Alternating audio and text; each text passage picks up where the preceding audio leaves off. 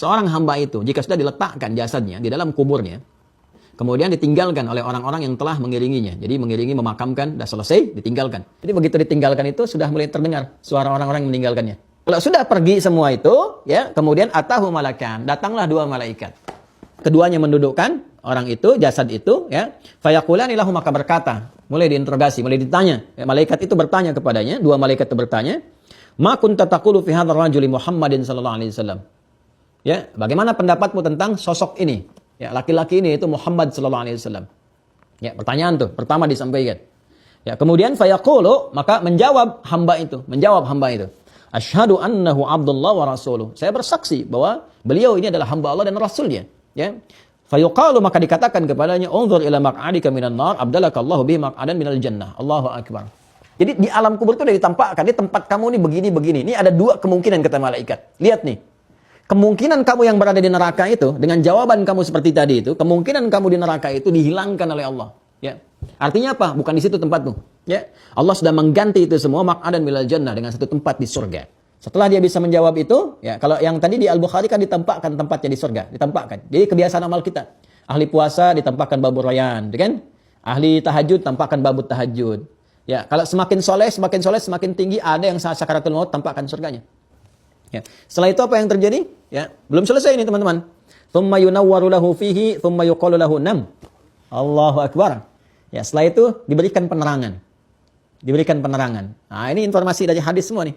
Diluaskan, dikasih penerangan. Ya, enak, nyaman, tenang, dan sebagainya. Tsumma yuqalu lahu nam. Lalu dikatakan kepadanya, ya, malaikat itu berkata, udah istirahat aja dulu. Tidur aja dulu sekarang. Istirahat dulu. Ya, Masya Allah. Ya, disuruh istirahat, ditampakkan surganya, nikmat semua, tempatnya luas, tempatnya lebar. Ya. Kemudian, fayaqulu arji' ila ahli fa akhbirhum. Allahu akbar. Ya, Allahumma shalli ala sayyidina Muhammad. Fayaqulu arji'u ila ahli, ya, fa akhbirhum. Maka mayit itu berkata, aku bisa enggak pulang dulu? Aku ingin kabari keluargaku. Dengan mengatakan, jangan banyak meratap, jangan sedih, cepat siap-siap beramal. Aku lebih nikmat di sini. Kalau bisa cepat nyusul ke sini. Di sini lebih enak dibandingkan dengan tempat yang kamu tinggali sekarang. Arji'u ila ahli fa akhbirhum. Ya, aku mau pulang, ya, mau kembali dulu ke keluargaku. Aku pengen ngasih tahu, kalau bisa beramal. Cuman enggak mampu. Enggak bisa gitu kan. Maka diperintahkan oleh malaikat, fayaqulani nam kana umatil arusil ladzi la yuqidhuhu illa ahabbu ahli ilaihi. Allahu akbar. Kamu tidur aja seperti tidurnya pengantin yang enggak akan terbangunkan kecuali oleh yang paling mencintainya, baru dia bangun. Ya, maka ini menggambarkan suasana kenikmatan di alam kubur dikasih sedemikian rupa. Maksudnya apa? Sampai nanti Allah tetapkan hari kebangkitan tiba baru bangun. Jadi kubur itu tempat istirahat aja. Ya, Masya Allah diapresiasi tinggi. Udah, kamu udah lelah. Kamu di dunia tawakan tabak. Ya ayyuhal insanu innaka kadihun ila rabbika kadhan famulaqi. Kamu udah berusaha sebaik-baiknya, ya, udah luar biasa lelah kamu. Sekarang lelah, kamu istirahat aja. Karena udah nanti ada kebangkitan, tegang lagi macam-macam. Udah jangan sibuk lagi, udah enggak ada amal lagi, selesai kamu. Enggak ada jejak lagi. Makanya disebut alamnya kubur karena enggak ada jejak amal lagi setelah itu. Udah diam aja di sini, istirahat. Istirahat sampai kebangkitan tiba dan sebagainya. Kecuali nanti yang Allah kehendaki karena hikmah-hikmah tertentu, hal-hal tertentu. Ya. Misalnya dia bermohon kepada Allah, kan, terus kitanya sering mendoakan juga, terus ngirim kebaikan-kebaikan, kan? Ya, dengan doa-doa, dengan amal soleh, dengan sedekah. Itu ada yang diperkenankan, melihat dalam mimpi, kan? Ngasih isyarat, senyum, bahagia, macam-macam. Ada yang demikian dengan kehendak Allah Subhanahu wa taala. Itu babnya tersendiri. Nanti begitu masuk bab itu kita terangkan sehingga paham dengan ilmunya. Ya. Bagian terakhirnya hatta yab'athahu Allahu min marji'ihi dzalika, ya. Min madja'ihi dzalika, sampai Allah membangkitkan dari tempat beristirahatnya itu. Wa in kana munafiqan qala sami'tu an-nasa yaqulu fa qultu mithlahu la adri.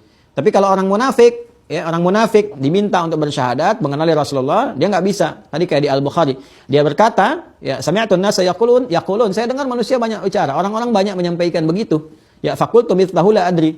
Maka saya pun, ya, menyampaikan seperti itu aja, saya enggak tahu sosok ini siapa, ya kan? Saya enggak tahu harus mengatakan apa. Ya, fayaqulani qad kunna na'lamu annaka taqulu dzalika. Maka malaikat itu mengonfirmasi, kami juga tahu kebiasaan kamu pasti enggak pernah kebiasaan begitu. Kamu enggak pernah ibadah, enggak pernah ucapkan itu, enggak kenal dengan siapa sosok ini. Jadi dihardik oleh malaikat, la daraita wala talaita. Kamu ini enggak ngerti, enggak tahu, ya, karena enggak pernah belajar baca, enggak pernah pahami. Kenapa dikasih kesempatan hidup? 20 tahun, 30 tahun, 40 tahun, 50 tahun, bahkan puluhan tahun, 70 tahun, 60 tahun sampai fisik berubah, ya menjadi rapuh, letih, rambut mulai memutih, masih nggak ngerti juga. Ini ada anak 6 tahun ngerti la ilaha illallah, kamu 60 tahun nggak ngerti-ngerti gitu kan? Ini bahasanya gitulah kurang lebih ya. Ya kalau yang nyatanya nanti saat masuk nanti tahu sendiri. Lalu apa yang terjadi kemudian? La daraita wala tarid. Kamu nggak tahu karena kamu nggak pernah mau memahami. Nggak pernah mau belajar, nggak pernah mau mengerti. Tsumma yudrabu bimitraqatin min hadidin darbatan baina udhunaihi.